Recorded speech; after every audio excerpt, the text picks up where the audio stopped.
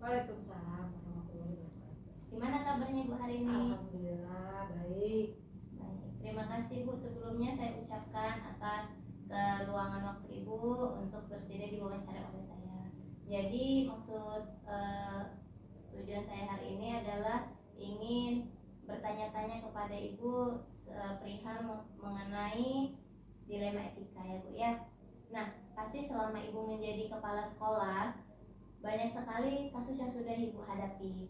Bagaimana cara Ibu mengidentifikasikan masalah itu? Apakah termasuk dalam dilema etika atau dalam rujukan moral Ibu? Ya. Terima kasih atas pertanyaannya. Cara mengidentifikasinya yaitu saya coba kaitkan satu kasus atau satu permasalahan yang ada itu dengan kepentingan sekolah. Kalau misalnya itu berkaitan dengan kepentingan sekolah, maka saya identifikasi hal tersebut berkaitan dengan dilema etika. Baik. Nah, selama ini bagaimana Ibu dalam mengambil keputusan itu jika kasus-kasus itu mengandung dua kepentingan yang sama-sama bernilai benar atau sama-sama bernilai kebajikan? Ya. Saya melihatnya dari aspek urgensi, yang kedua dari aspek prioritas. Kalau misalnya nilai urgensinya tidak terlalu tinggi, maka guru yang misalnya itu meminta izin itu tetap harus mementingkan tugasnya terlebih dahulu, yaitu mengajar. Tapi kalau misalnya izin yang diajukan oleh guru itu urgensinya sangat tinggi, maka saya harus segera juga memberikan izin. Misalnya apa? Jika ada kejadian seorang guru menghadapi permasalahan dengan anak, gitu, apakah anaknya sakit atau mengalami kecelakaan, itu kan urgensinya sangat tinggi, maka itu berarti saya akan memberikan izin. Itu tentunya dengan terlebih dahulu guru yang bersangkutan memberikan tugas untuk kelas yang ditinggalkannya. Baik Bu. Terus Bu, langkah-langkah atau prosedur seperti apa yang biasanya Ibu lakukan selama ini? Ya, guru ataupun tenaga kependidikan yang mengajukan izin itu harus menyampaikan izinnya kepada saya. Tentunya harus secara tertulis. Tetapi jika tidak memungkinkan secara tertulis, maka bisa disampaikan lewat WA. Hanya mungkin nanti untuk surat tertulisnya nanti menyusul. Dan itu sudah menjadi prosedur jika seorang guru atau tenaga pendidikan meminta izin untuk meninggalkan tugasnya.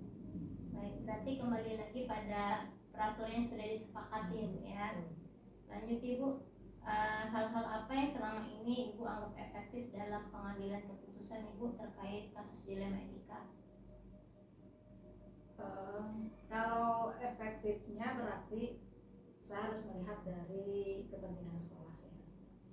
Jika seandainya guru meminta izin meninggalkan tugas, maka guru yang tersebut harus menyiapkan tugas yang dikerjakan oleh siswa, dan kemudian guru harus memastikan juga tugas tersebut disampaikan oleh piket atau wali kelas kepada siswa. Kemudian juga guru harus memastikan tugas yang diberikannya itu dikumpulkan oleh siswa sehingga tugas yang diberikan itu efektif.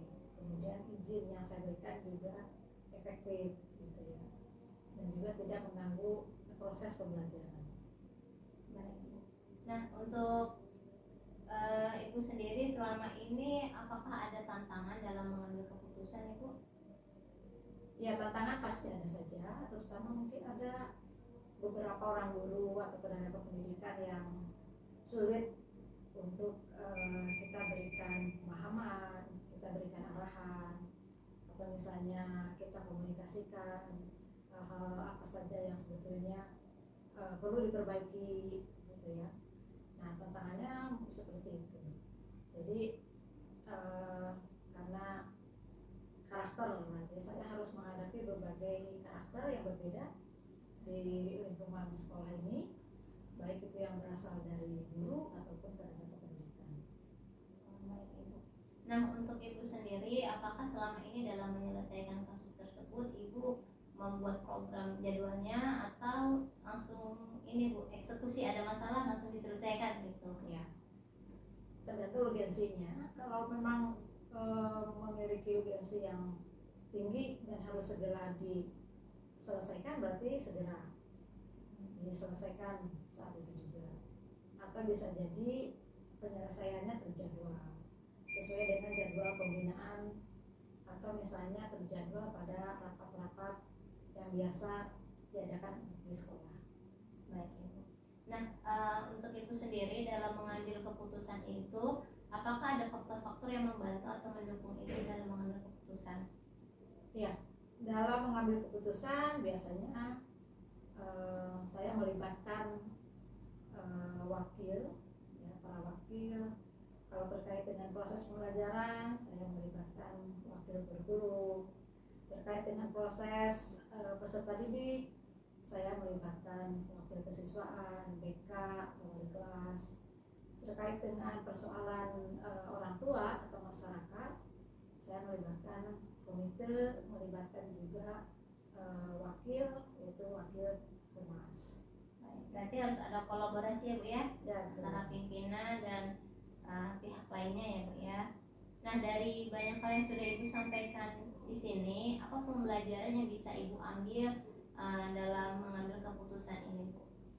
Ya, keputusan itu betul-betul harus dipertimbangkan dengan kepala dingin, harus mempertimbangkan banyak aspek, dan juga kita harus bisa mendengar masukan dari pihak lain, mendengar masukan dari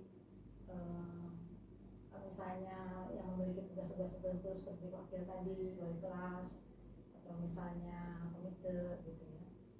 Dan kemudian cara menyampaikan keputusannya pun kita coba mengajak guru atau tenaga pendidikan yang bermasalah tersebut bicara dengan dari hati ke hati, atau saya coba menerapkan sistem coaching di mana saya tidak hanya sekedar menyampaikan keinginan-keinginan saya, tapi juga berusaha mendengar apa sih maunya dari guru tersebut atau tenaga kependidikan tersebut, sehingga akhirnya bisa diambil solusi yang memang solusinya untuk kepentingan bersama. Baik Ibu, saya rasa cukup ya Bu ya dialog kita pada hari ini. Sebelumnya saya mengucapkan mohon maaf karena sudah mengambil waktu luang Ibu. Saya ucapkan terima kasih banyak Ibu. Ya, Assalamualaikum. Waalaikumsalam warahmatullahi wabarakatuh.